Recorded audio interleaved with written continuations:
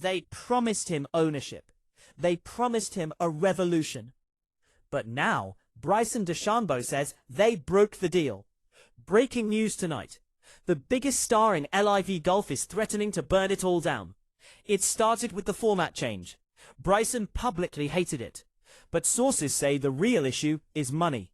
With Brooks Koepka gone and the league changing the rules, Bryson reportedly feels his equity in the Crushers team is worthless. He has officially halted contract talks. The message to the Saudis is clear.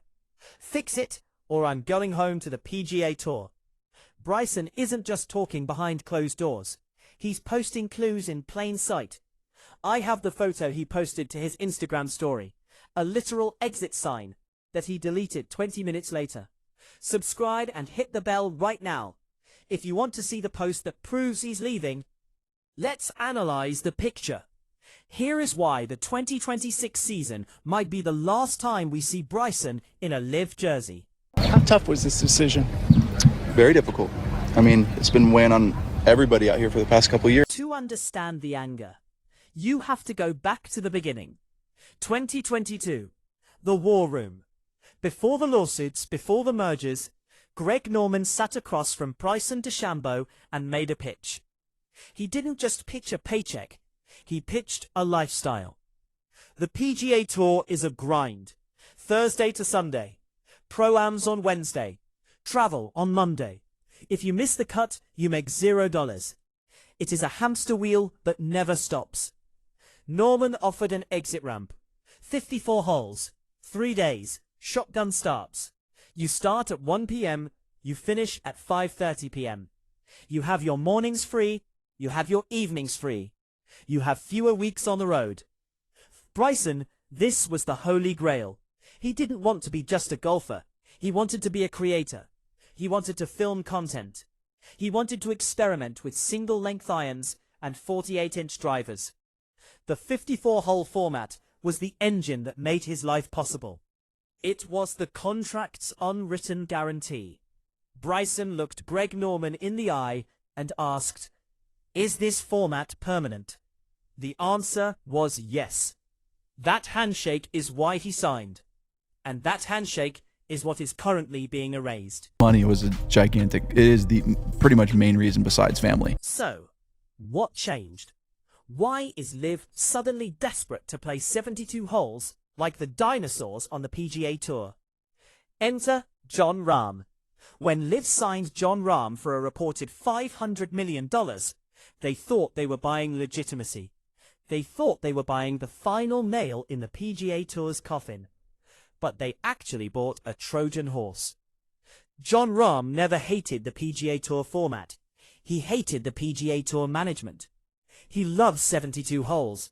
He loves the cut. He loves the tradition. The moment Rahm stepped into the LIV locker room, he started lobbying. He said publicly, "I would love to go to 72 holes." He said it in press conferences. He said it in meetings. Because Rahm is the new golden boy, LIV executives started listening. They realized that to keep their $500 million investment happy, they might have to break their promise to the original guys. Guys like Bryson. Bryson is watching this happen in real time. He is watching the league he helped build morph into the league he left. All to appease a guy who just got there. But it isn't just Jon Rahm. There is a bigger, darker cloud hanging over LIV Golf. The official World Golf Ranking, OWGR. For 2 years, LIV has begged, pleaded, and sued to get ranking points. Without ranking points, LIV players slide down the list. Eventually, they fall out of the majors. The OWGR board has been clear. We don't rank 54-hole tournaments. We don't rank tournaments without a cut. LIV tried to fight it. They tried to say their field was stronger. They tried to say the format was modern. The OWGR didn't blink. Now, LIV is panicking. Their players are losing access to the Masters, the US Open, the British Open. The only way to save them? Comply. Switch to 72 holes. Add a cut. Become exactly what the PGA Tour demands. LIV spent billions trying to disrupt the system. only to realize that you can't buy history. Now they are trying to buy their way back into the system by copying it. For Bryson, this is a disaster. He didn't sign up to play PGA Tour Lite. He signed up for something different. Let's talk about the specific cost to Bryson. Why does he care if it's 54 or 72? It's just 18 more holes, right? Wrong. It's an extra day. It's extra practice. It's extra recovery. Bryson DeChambeau isn't just a golfer anymore. He is the biggest YouTube golfer on the planet. His channel has exploded. He is filming challenges with Garrett Clark, Rick Shields, and the good guys. That content takes time. Editing takes time. Filming takes energy. The 54-hole format gave him that time. It gave him the bandwidth to be a content creator. If LIV switches to 72 holes, that time tax comes back. The grind returns. Bryson knows that his relevance, his true power, comes from his YouTube audience, not his LIV Golf winnings. If the league forces him back into the 72-hole grind, his channel suffers. His brand suffers. He is being asked to sacrifice his personal empire to save LIV's corporate legitimacy, and he is not happy about it. This brings us to the scary part. How does a league owned by a sovereign wealth fund handle dissent? They don't fire you. They don't sue you, usually. They use friction. Insiders report that when players complain about the changes, the perks start to disappear. Suddenly, Bryson's request to film a YouTube video at a LIV venue gets lost in approval. Suddenly, his team's travel logistics get a little complicated. Suddenly, the media availability is scheduled right when he wanted to film. This is shadow management. It is a way of reminding the players who holds the checkbook. Bryson is realizing that he traded one boss, Jay Monahan, for another boss, Yasir Al-Rumayyan.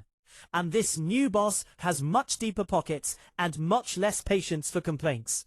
The irony is thick. Bryson left the PGA Tour because he felt controlled.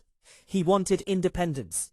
Instead, he found himself in a league where individual leverage is non-existent, because the contracts are guaranteed. They own him.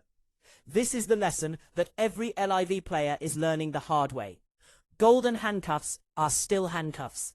When you take the guaranteed money, the $125 million up front, you lose your ability to vote with your feet. On the PGA Tour, if you don't like a tournament, you just don't play. You are an independent contractor. In LIV, you are an employee.